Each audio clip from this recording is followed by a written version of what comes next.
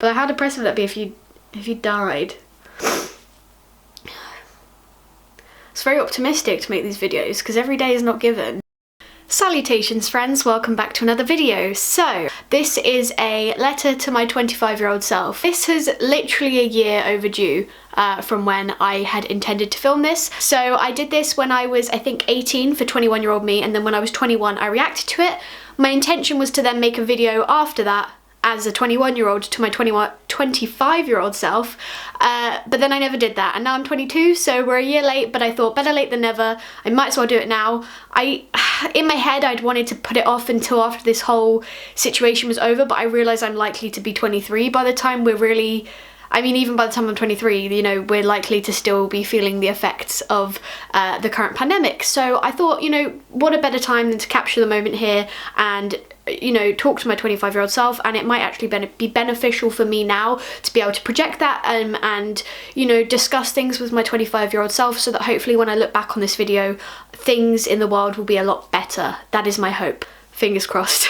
To start off with, I just want to say to myself as a 25-year-old, I feel like I've overused all of the words I'm saying already in this video. I really hope that you're happy, number one. That's like the number one thing. I feel like that was probably a big thing in my last videos as well, in that I just really hope I'm happy, and I hope that you're in a really good place just mentally in your life. You know, that'd be a great thing. Right now, obviously, I'm now a month into self-isolation here. In fact, a month and like 3 days into isolating in this house, and then it's been, yeah, like 3 weeks since I've seen my partner, and it's been 5 or 6 weeks since I've seen my family. So obviously it's kind of tough. It's very tough to deal with right now. I feel very lucky to be in this house and to be able to have to be living with my friends, Katie and Annie, and we're in the house in Greenwich. You'll remember, because you will remember this room. I don't know if I'll still be here, but by the time I'm 25, probably not, which is kind of sad because I really love this house, and I've had amazing memories here even though we've only been here a couple of months. It's so weird that like when we were picking this house, we didn't even realise that we were like having to choose a house that we were going to go into lockdown in, so that's kind of weird to me. I hope that you're doing a good job, that you enjoy. I hope you found some kind of, I don't even want to say success because I don't want to put that on you, and I don't want to make you feel bad, because I think honestly, as long as you're happy and doing what you think is the best thing for you right now, then I think that we'll be okay. I think that that's the best thing for us. Obviously I would love to have made some progress either with performing or writing or costume work. That would be really nice to have done something in the area, stayed in the area. I'm kind of sad at the moment because obviously I've had to stop working, and my first job when I moved to London was front of house at Dear Evan Hansen, and I had the best time, and at the moment I'm still technically employed and I'm on the furlough scheme, but obviously we think the theatres might be closed until September, and so obviously it really depends what the government does as to whether I get to keep that job or not.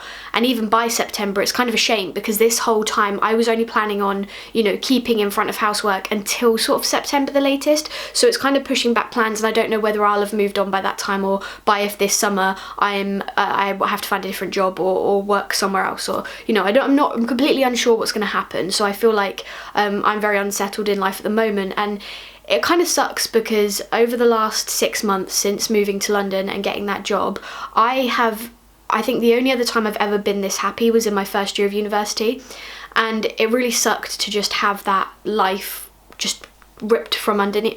And obviously I know a lot of people have it worse, and, you know, there are so many people that are out there risking their lives every single day for you know, fighting against COVID-19 and like protecting us as a people. So I know in the grand scheme of things, you know, I am very, very lucky, but it does feel a little bit upsetting to have had that just sort of, I didn't even realise my last day at work would be my last day, and then I just never got to go back. And there's a lot of things I really miss about that. You know, I changed so much when I moved to London, and I really felt like I was finding myself as an adult for the first time.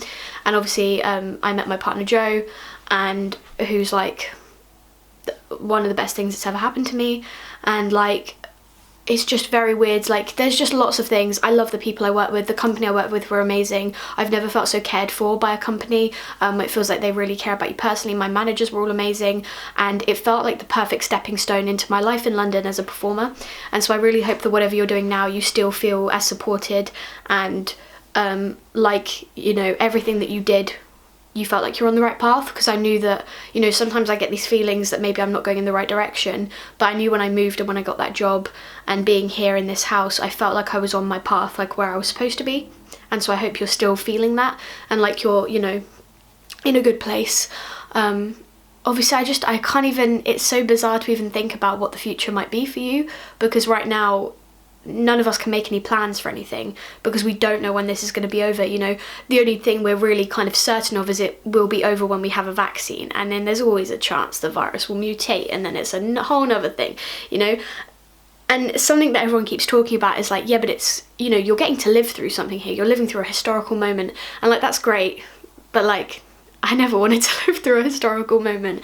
Maybe in the grand scheme of things, in retrospect, it will be quite a cool thing to look back on, and it is a once in a lifetime, we hope, touch wood, it's a once in a lifetime thing to be going through. And obviously it's unprecedented having this much time at home to be able to work on skills and stuff, but then also it's like, you don't have to be working on skills in that time, and I don't want people to feel like you should. You know, I've done a lot of knitting. I don't know if you still knit, future Laura, but you've done a lot of knitting this time round. My quarantine for this month has mostly consisted of knitting, of watching pottery with Joe, of lots of FaceTime dates, and of Just Dance with the gals, sunbathing in the garden, looking after Taz, Katie's dog, who's been living with us.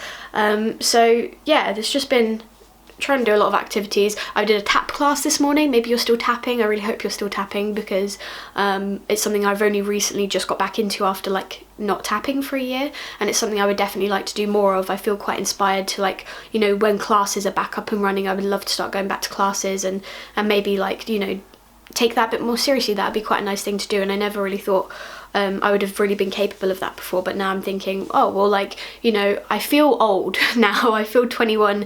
I feel like, oh, it's too late to start this, but I know it's not. And so I know that even if you haven't found something that you want to do yet, and you're still just doing what I'm doing now and floating, that's okay, because it's not too late. And 25 in retrospect is very young. Just, I can't even ask anything of you, and I can't really put any hopes on you, because I just don't know what's going to happen right now. I really hope that everyone we care about stays safe throughout this whole thing. You know, you can't help but worry about your family and your friends, because at the moment I don't think we've reached the peak here yet of deaths and stuff. It's still, I think our peak is like a week away, or at the end of this week, something like that. And I do worry. I have to go home for my infusion in a couple of weeks, and that's quite scary, because we'll have to go into hospital, and I'm scared that I have to go into hospital, and then I have to put my family at risk who have to take me, and then I have to put this house at risk and the people in it, because I'll be coming back. But you know, we're being really, really careful, so no unnecessary risks are being taken. You know, every precaution we're possibly taking is being taken. But yeah, I hope that's why I put off making this video, because I feel like I don't really know what I want you to have achieved. Well, I do. I have a bucket list of things I want us to do once the quarantine is over and once things are slowly getting back to normal. So maybe if I just say those things now, and you can just check off whether we did them or not. So I want to see Cursed Child. I've already seen Cursed Child obviously many times, but I haven't seen it since last year, like Christmas time. It's really not that long ago. I mean, it's quite a few months, but I really wanted to take Joe, because he's nearly finished reading the Harry Potter books. This is going to be really awkward if by the time I'm 25 and I'm watching this and that's all gone a bit tits up. That'll be interesting. But you know what, I have to say what's the truth at the moment. You know, we can't sugarcoat things for the future. So I hope that me and my partner can go and see Cursed Child, and also go to Harry Potter Studios, because I miss it, and that's something that I've thought about a lot when I've been here, and that's been kind of like a driving force for me, being like, yeah, but once it's over, you can treat yourself, so you can go and do this. I'd love to go abroad a bit more. I'd love to travel, maybe go back to New York or see more of America. That'd be really, really nice. I'd love to go to Florida and go to Wizarding World, obviously. Those are, you know, have always been things that I discuss in these videos that I want to do someday, and I hope that someday does happen. That would be a nice thing. Lots of simple things, like I'd love to see more theatre. I want to ride to work one day. I wanted to ride to work one day on the Emirates airline, like over the like the little cable car, because I've been on it before, but it'd be quite nice to just take it to work, because it's like part of my commute, and that would be quite a cool thing. And then I never did it before. There's lots of things like that which before quarantine I'd always say to my friends or my partner, and we'd be like, oh yeah, we want to do that, but then we'd never do it. And now I'm hoping this is like the kick up the backside. We need to actually do things we want to do because tomorrow is never promised. And so it'd be quite nice to be actually able to do those things. I'd love to just go away and save money and not spend money on like useless like possessions, when I could be like saving money and going and doing really cool things and like trips.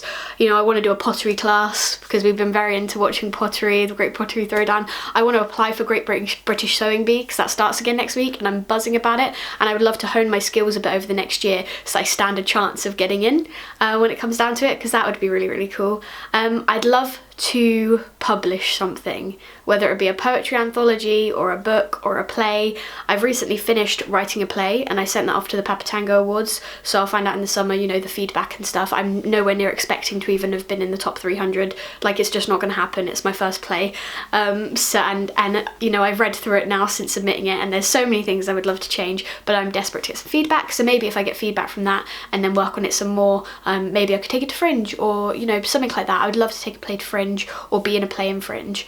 I've also been toying with the idea of doing a master's, but I haven't decided whether I'd like to do my master's in design or if I'd like to do it in performance. So that's something that I still have to think about a lot, because I love performing, but in my heart I think I know that maybe I'm not good enough to really have a successful career out of it. But then maybe that's just me being pessimistic, maybe I am, and I don't know. And maybe if I did a master's I'd be able to hone my skill a bit more and get better and be in a place where I could make a career out of it. But then likewise, if I did a master's in design, I would probably be able to have some form of success in designing things, and design really, designing, you know, set and costume for theatre really satisfies me, and it really fulfills something creative in me and brings me a lot of joy that I don't really get from many other things. So I don't know what you're going to do, because I don't know what I'm going to do. So we'll see, you know, I'm throwing that over to you to see what's happened in regards to that and in regards to career and stuff. What's to say to you other than like, I hope you're looking after yourself, and I hope you, oh my god, something that I know will never change is how over phlegmy we are. We produce a lot of phlegm, and I have so much phlegm in my throat. I'm so sorry everyone, this is so gross. I really hope you're just like looking after yourself and your family and your friends and your loved ones, and you've kept people close and you've learnt, you know, carried on. I think I'm quite a rational and can be very calm person, but sometimes I do let my sort of either my temper or like my what I think is right get in the way of, like, you know, listening sometimes to other people. And I would love to have carried on, you know, working on those skills and becoming a more like moderate person, and a more become a mediator for people and be able to see both sides of arguments, because I feel like I do that okay now, and I hope that that continues, because that's a trait of mine that I really like that about myself. And sometimes I don't have that, and you know, things get the better of you, as they always do. So I'd very much like to retain that and keep being you know, I don't want to ever dull my chaotic energy, or like the energy that I bring to situations and my enthusiasm for things, but then I also like to retain the peacefulness that I feel like I can bring to things. So that's stuff that I would like to do and like to carry on working on. I do think that we're capable of doing really great things. We just need to harness the focus needed to achieve great things, because, you know, I dabble in lots and lots of things, and it's always been my problem is I do lots and lots of things and I do all of them averagely, and then I never do anything amazingly. And I would really love for us to do something amazing at some point. But then, you know, we've been trying, and that's all we can do is try. I just want to know that we're doing our best, and we really are giving it everything we can to, like, you know, make a life for ourselves. At 25, I feel like you're still a young adult, but you're getting closer to 30. Sorry, you probably won't like me reminding you of that fact, but and obviously I still feel like you're probably still going to feel like a child most of the time, but I've found that I feel like a child less than I ever used to, which is weird, because I kind of thought I feel like a kid forever, and I still do, obviously, a lot of the time, but I find myself feeling like more of an adult as everything happens, which is like scary and also nice at the same time. So we'll see. I'll be doing this. I know that like my YouTube channel has not been a thing that I have been able to focus a lot of time and energy into in the last 6 months or so, which is a shame. and I would love to re-find my spark for it and re-find the creativity that I needed to put into it. And you know, a lot of people saying, well, there's no excuse right now because you have all this time, but it's having the time and the inspiration to make something that's good quality. And I know that if my heart's not in it, it's not going to be good quality, and I don't want to give that to like the public and be like, yeah, I'm giving you this thing that's not even, that I'm not proud of. I'd want to always be proud of it. I feel like I always ended up talking about my body a bit in these things, partially because of my health. I really hope that you haven't had to go through hell with your Crohn's disease, because I mean, it's bound to happen. You're probably going to have been through a couple of flares. You know, you probably will have had to been to hospital a couple of times. That's something that I know is pretty inevitable for us. But I hope the infliximab keeps working, or if you've switched to self-injection medications, that's working. I would say I hope you don't have to have surgery, but then like I know if you do have to have surgery, like I know that we'll be fine and we'll get through it, and it will just be one of those things that we deal with. But I hope for your sake and for our sake that we don't have to deal with anything too traumatic. And also, I feel like I've always talked about like weight loss and something in this, but it's a thing for me that I'm now like, I feel like I'm not going to put that on you the way I used to put it on myself and be like, I hope you're like, not even that I was ever like, I hope you're this size by the time but like, I hope you're in a better place with it.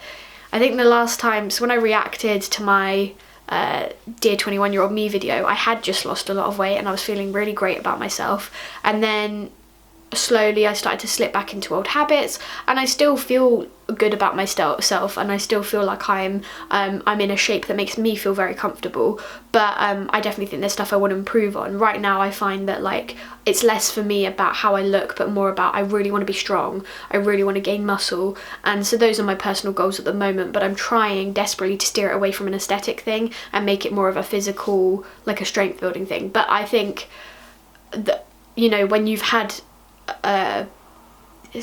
you know, issues and you've had that in your brain for a very, very long time about your appearance, I think it's near on impossible to separate it, and as try as you might, it is quite difficult to separate that whole thing.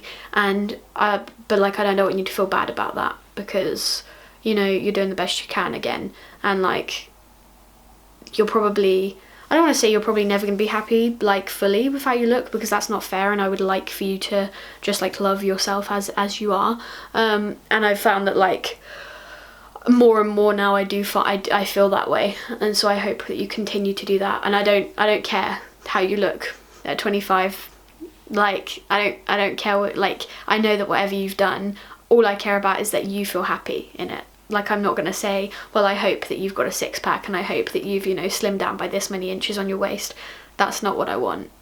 I want you to be able to do that. If you want to do that, then chill, and if you've achieved that, then perfect, amazing, proud of you. But likewise, if you've stayed exactly the same, then that's cool too. Like it's fine, we're fine. There's more important things, and your body is impressive, because we deal with a lot and we go through a lot of stuff. And the fact that we've done that and, you know, survived thus far, I'm hoping you've survived. How depressing would it be? I don't even want to say it because I don't want to jinx anything, but how depressing would that be if you died? It's very optimistic to make these videos because every day is not given. It's very optimistic to believe that there will be a 25-year-old me to respond to this.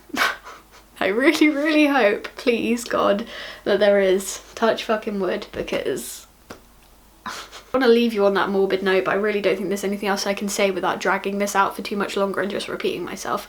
So yeah, keep your love of Harry Potter, keep doing what you're doing, fulfill yourself creatively in whatever outlet you may find, and be happy with your choices. And if you're not happy with your choices and you're really sad and everything's gone to shit, that's fine. Get up and just start again. Just start again, make a new choice, try a different path, because it's fine. It's not the end of the world. Unless it is the end of the world and we have really reached the apocalypse, then you're on your own and I don't know what to tell you. Okay, this has been nice. I'll see you in 3 years. Bye.